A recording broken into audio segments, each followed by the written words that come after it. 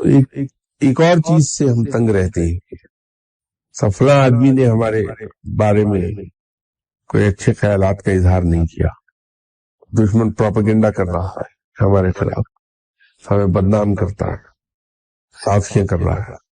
ایک ہی پہلو ہمیں تنگ کرتا ہے۔ اس سے لڑنے کا بہترین طریقہ میری نظر میں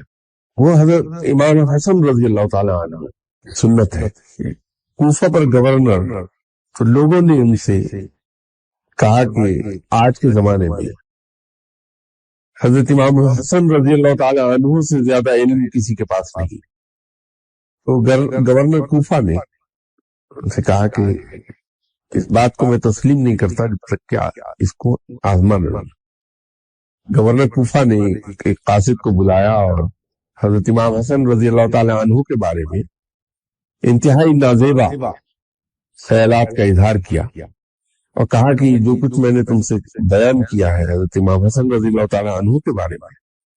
جا کے ان کے سامنے دہرا دو، اور اس کے جواب میں وہ جو کچھ فرمائے وہ منوعن آ کے مجھے کوٹ کر دینا۔ قاصد کوفہ سے چلا مدینہ منورہ اور آ کے حضرت امام حسن رضی اللہ تعالی عنہ کہ حضور حاضری دے دی۔ آپ محفل میں بیٹھے تھے، فرمایا کہ میں گورنر کوفہ کا پیغام لایا ہوں آپ کے لیے۔ فرمایا آپ کہو۔ کہا کہ اگر میں علیحدگی میں عرض کر دوں اس لیے کہ تعظیم اور عزت۔ تو آپ نے فرمایا نہیں، کہہ دو سب کے سامنے۔ وہ جو نازیبا خیالات کا اظہار کیا تھا گورنر کوفہ نے حضرت امام حسن کے بارے میں، وہ انہوں نے اسی طرح بیان کر دیے اس قاصد نے۔ تو وہ تلخ رائے سن کر حضرت امام حسین نے صرف ایک جملہ کہا کہ اگر گورنر کوفہ نے یہ جو کچھ کہا ہے وہ سچ ہے تو اللہ میرے حال پر رحم فرمائے، اور اگر وہ جھوٹ ہے تو اللہ گورنر کوفہ کے حال پر رحم فرمائے۔ تو بجائے پریشان ہونے کے کہ کوئی شخص آپ کے خلاف کام کر رہا ہے، آپ کے خلاف پروپیگنڈا کرتا ہے، آپ کے خلاف لوگوں کے پاس آپ کی برائیاں کرتا ہے،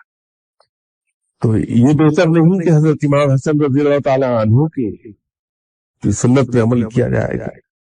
یہ سوچ کر کے اگر وہ صحیح کہہ رہا ہے تو اللہ میرے حال پر رحم فرما دے اور توفیق بخشے کہ میں ان خامیوں سے پاک ہو جاؤں،